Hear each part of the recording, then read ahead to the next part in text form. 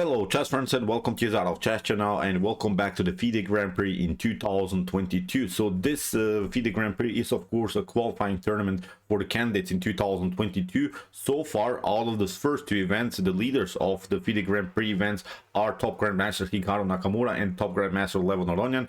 We'll see what will happen, and the cool part about this third leg of the FIDE Grand Prix is that Aronian and Hikaru Nakamura are playing in the same group stage.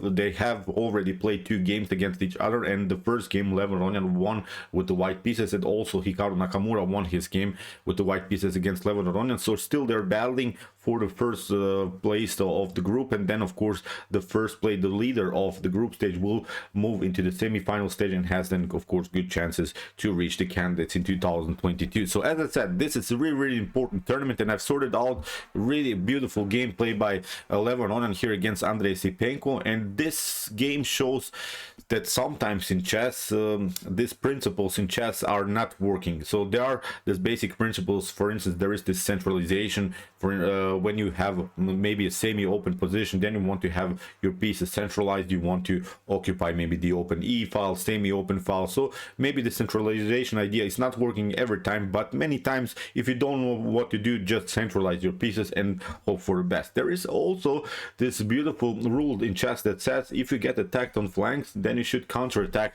in the center of the board.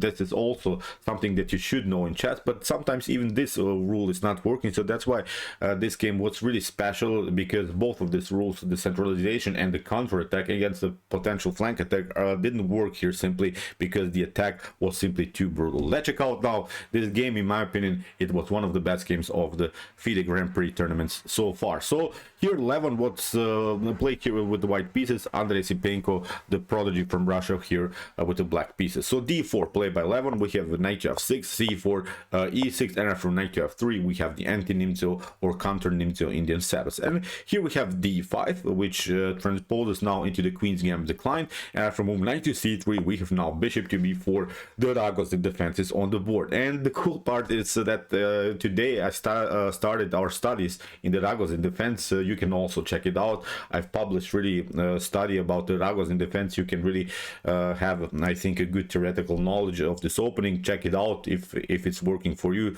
I've prepared a really video about the basic traps and the common mistakes that you can make from whites and from blacks perspective in the Ragozin. And as I said, here we're following in this beautiful chess opening. So okay, here after move bishop to b4, the game is really dynamic. Many things can happen. I like to play, for instance, this idea, c takes d5, undermining simply the pressure in the center, because I don't like simply complicated games, but that's simply my style. Here Aronian played also what is in my opinion really good move, e3. First of all, the c4 is protected, and also bishop to d2 can happen, and then we have of course a good protection of the knight on c3. So we have here kingside castling, good move by Esipenko, bishop to d2, b6 preparing maybe bishop to b7, but also bishop to a6 in some occasions could be a good idea, because sometimes you don't want to have this bishop like this, which is blocked out by its own pawn.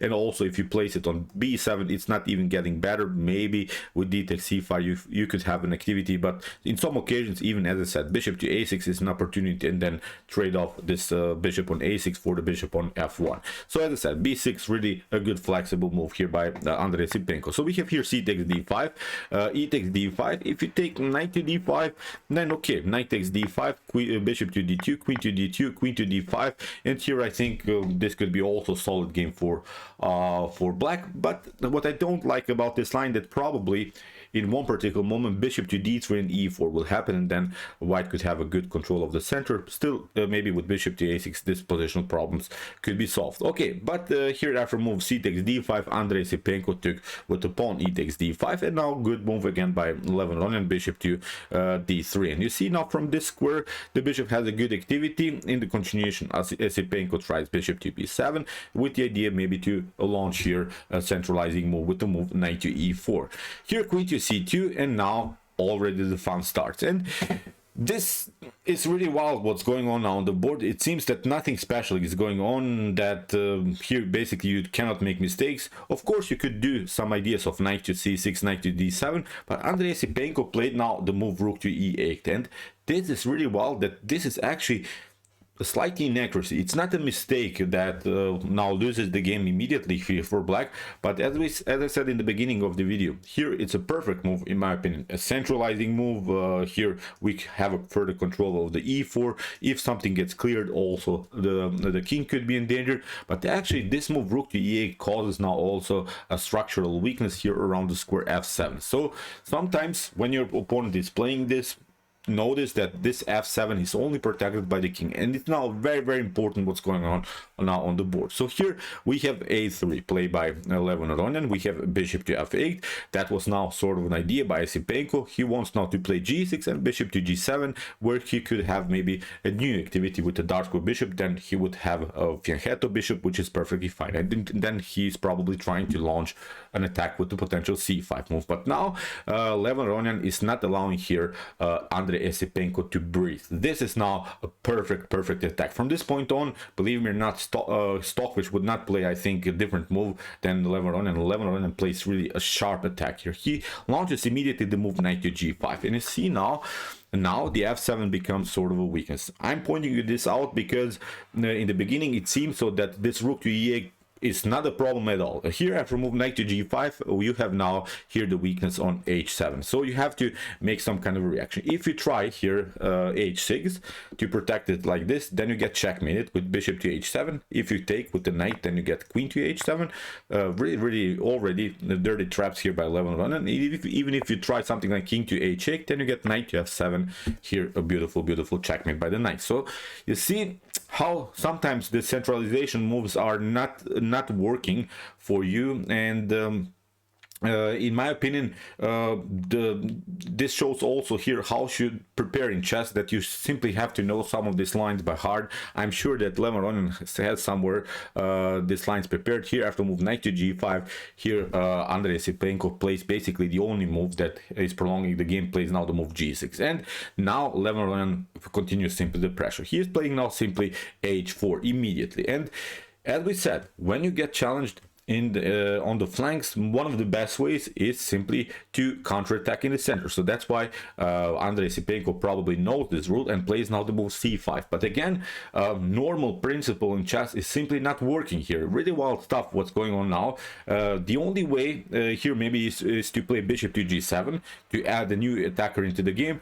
But again, here with queenside calcing, and I don't know, if you try now c5, again the position will be broken here with the move h5. And even if you try c4, maybe to kick away the bishop here, this wasn't played in the game, but I wanted to show you how really wild this attack was by Aronian. Then you can even sacrifice here h takes g6. If you try to take c takes d3, then you get of course g takes f7, and the game is over. So this is something I think that bothers black through the whole game. Even if you try something like this, then I think here simply bishop to g6, f takes g6, queen to g6 is working. You see now the battle will be lost here on the h file. So really beautiful attacking formation here by Aronian. But after move h4, what you could do is of course an idea. You could try bishop after move h4, pardon me. Here, as we said, c5 was played, and Aronian simply pushes the pawn on h5 further. So what you could do here is this idea. Of course, g takes h5. Let's see now. This is again not working. You have to play king to g7, but now with queenside castling again, we can include more attackers into the game. Now queen to f5 will happen. The knight will be hanging. Then also this h5 is weak, so this is not a position that I would love to play here from black's perspective. So even if you take here with the knight to h5, again it's not working because of this stunning tactic, knight takes h7. After king to h7, you could try rook takes h5, is perfectly fine, but also g4 is simply winning the game. This is really already a wild attack by Andrei Esipenko. Even if you try now bishop to g7, it's simply too slow. Here we can play again h takes g6, f takes g6, again knight to h7. You see knight to h7, bishop to g6. So here the pawn chain is falling apart. There's simply too much pressure. If you try knight to f6, then again queenside castling. Here queen to f5, including the queen into the game probably. You can also take the rook here after something like knight to b5. The game is basically over. So you can play whatever you like. The king king is simply too naked. Even with f3 e4 we can break and enter, we can even double rooks here on the h file. As I said, in my opinion, simply queen to f5 is perfectly fine. So after move h5, here Andrei Esipenko tried desperate move h6, but you can guess what Aronian is doing. He's playing simply h takes the g6, allowed here Andrei Esipenko to take the knight of g5, and here after g takes f7, king to f7, again the bishop comes into the game. We have king to e7, now we have a beautiful king hunt, and after queen to f5, again we have the same motif. The pawn on g5 is hanging, and here Aronian has already a completely winning game. So we have here bishop to g7, trying to add a new defender into the game, because there is this problem around the square f6, but now Levin pulls off the only move that I think wins the game immediately, e4, sacrificing a pawn, but in order to get the bishop into the game. Because if you try here d takes e4, then you get bishop to g5, and you can maybe try knight to d7, but now with queenside castling again, we can open here position, even if you try, I don't know, maybe to escape somehow, then d takes c5, king to c7, and the game is simply over. So we can take out the rook, and if you take, we can try this one. So as I said, many tactical opportunities, but every line is basically winning here for white. So after move e4, here Andrei Esipenko tried a new move. He tried a new defender to add a new defender into the game with the move knight to c6, but now again Levin simply takes, bishop takes e8, queen to e8, and now with knight to d5, this is again a beautiful move. After king to the knight takes d5, we have bishop to g5, and if you cover yourself again with the move knight to f6, if you try to get again some kind of a defensive piece in front of the king, this is again not working because of bishop to f6. After bishop to f6, now rook to h7, and what you could do, maybe king to d8, but now we can simply take out the bishop. You can maybe try king to c8, but then again queen to f5, you play queen to f4, or you have to include this piece into the game, and now you can even trade queen to e5, queen takes e5, d takes e5. This is completely winning endgame here for white. So after move here knight to d5, Andrei Esipenko took, as we said, but after bishop to g5, here he tried to escape with the move king to d6, but now after queen to d5, the king moves to c7, and here after move rook to h7, in this position Andrei Esipenko resigned. So what's the point? Why is he resigning? He still has good material on the board, but actually this rook attack on the 7th rank is simply too much to handle. You have to now bring maybe the queen into the game to defend yourself, but now with bishop to f4, that's the important check that you're giving, and now you can maybe try to escape to d8, but now queen to g8 is working. You have to step back here, you have to play something like this. Now we can take out this one, and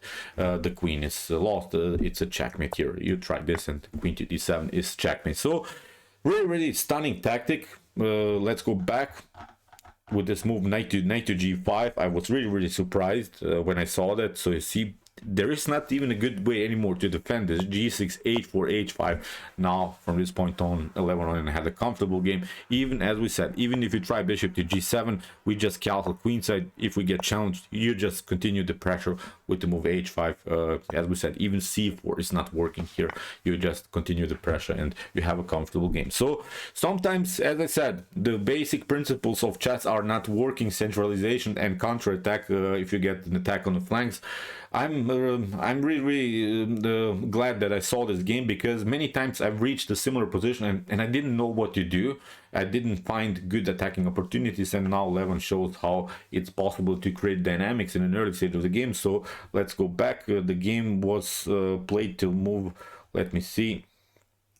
So here after move, let's go back.